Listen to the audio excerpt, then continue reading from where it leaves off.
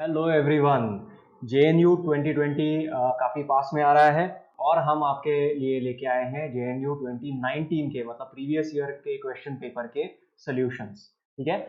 2019 का पेपर काफ़ी इजी था। बहुत ज़्यादा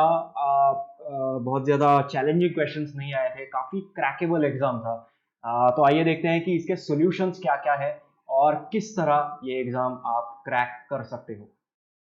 तो सबसे पहले हम डिस्कस करेंगे इस वीडियो में मोल कॉन्सेप्ट पे बेस्ड जो क्वेश्चंस आए थे उनके सॉल्यूशंस क्या है। ठीक है। So quantitative estimation of calcium is generally performed by. अब कैल्शियम जो है, कैल्शियम के जनरली कंपाउंड जो है वो कलरलेस होते हैं। तो एसिड बेस टाइट्रेशन यूज करके कैल्शियम को एस्टिमेट करने से भी ज्यादा एक सेंसिटिव टेक्निक है कॉम्प्लेक्सोमेट्रिक टाइट्रेशन। क्योंकि कैल्शियम ईडीटीए का जो एक कॉम्प्लेक्स बनता है that is what is used for detection of calcium. ठीक है। So complexometric titration, calcium EDTA complex जो होता है ये यूज करके हम जनरली कैल्शियम को डिटेक्ट करते हैं। ठीक है। Next, the number of electrons involved in the following balanced redox reaction is। ठीक है। अब ये रिएक्शन जो है मैं एक बार यहाँ पे दिखा देता हूँ आपको क्या लिखना है। So twice of MnO4 minus plus 10Br minus plus 16H plus plus 5 actually this should be this gives 5Br2। यहाँ पे सॉरी, यहाँ पे मिसप्रिंट हुआ है, यहाँ पे एरो होना चाहिए 5Br2 प्लस 8H2O प्लस यहाँ पे मैंगनीज 2 प्लस आयन भी एक क्रिएट होता है। ठीक है। ये रिएक्शन एग्जैक्टली बैलेंस नहीं है क्योंकि फॉर एग्जांपल मैंने Mn को बैलेंस नहीं किया है। ओके, यहाँ पे ट्वाइस लिखूंगा तो शायद बैलेंस हो जाएगा, but I have not check whether O is balanced. Yes, I think everything is balanced now. ठीक है। अब यहाँ पे सबसे इजी तरीका है नंबर ऑफ इलेक्ट्रॉन्स चेंज, कितने एक्सचेंज हुए हैं ये डिसाइड करने के लिए। तो दैट इज Br माइनस और यहाँ पे है Br2। Br माइनस का ऑक्सीडेशन नंबर क्या है? -1।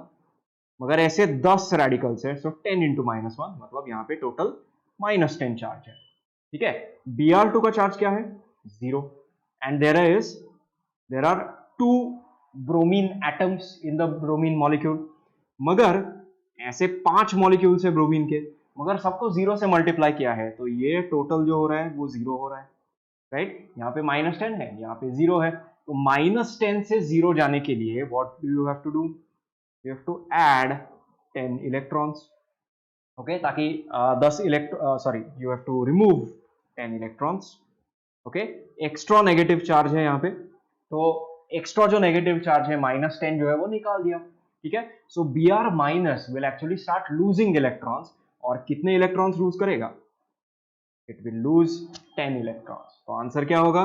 आंसर ऑब्वियसली होगा D10। ठीक है। काफी स्ट्रेट फॉरवर्ड क्वेश्चन है, ज्यादा कॉम्प्लिकेटेड क्वेश्चंस पूछते ही नहीं है जेएनयू के एंट्रेंस में। नेक्स्ट क्वेश्चन देखो, the number of moles of CO2 present in 220 milligrams of carbon dioxide. ठीक है। अब कार्बन डाइऑक्साइड जो है CO2, इसका मोलर मास क्या है? कार्बन का है 12 प्लस ऑक्सीजन का है 16, मगर ऐसे दो ऑक्सीजन है। सो 12 प्लस 16 इंटू 2 मतलब 12 प्लस 32, मतलब यहाँ पे आएगा 44 ग्राम्स पर मोल। ओके, तो therefore 44 grams CO2 is 1 mole CO2। ठीक है।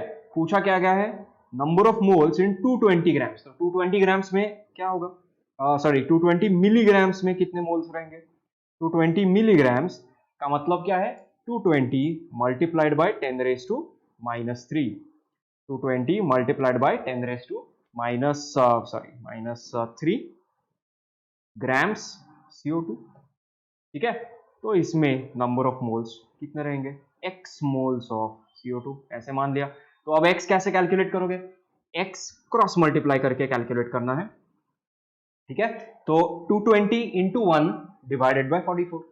ठीक है, अगर यूनिट्स के साथ लिखोगे तो आपको पता चलेगा कि यूनिट्स भी सारे कैंसिल हो जाते हैं। Okay, so let's see 220 into 10 raised to minus 3 grams into 1 mole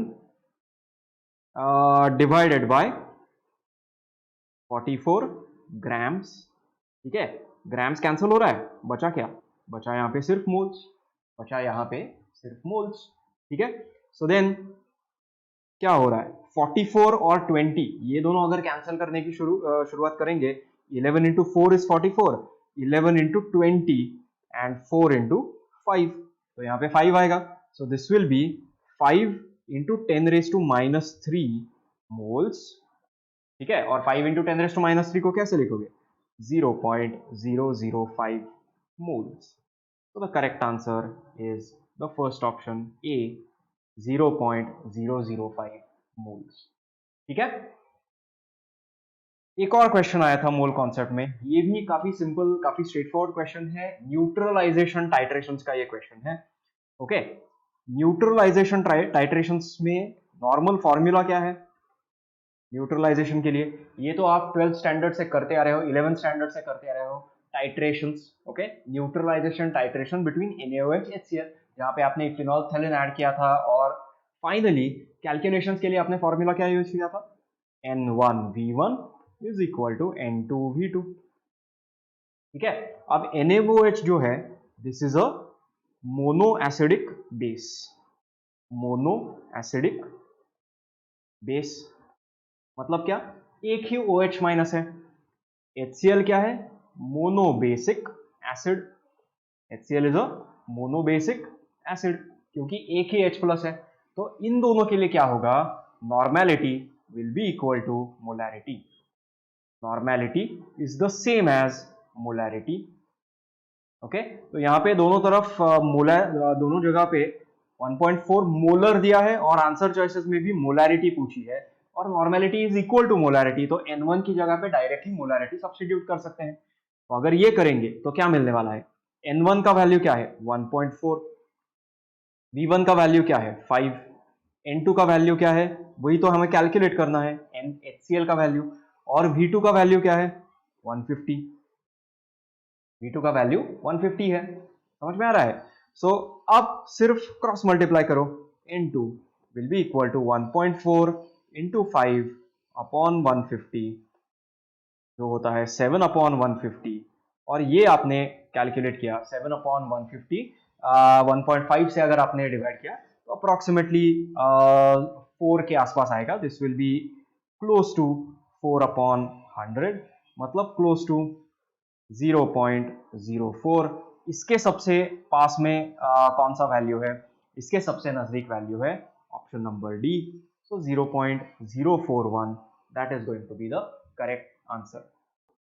oh actually 0.04 नहीं आएगा, 0.047 आएगा, सॉरी यहाँ पे दो ऑप्शंस काफी नजदीक है, द सेकंड ऑप्शन 0.047 ये आंसर सही आएगा।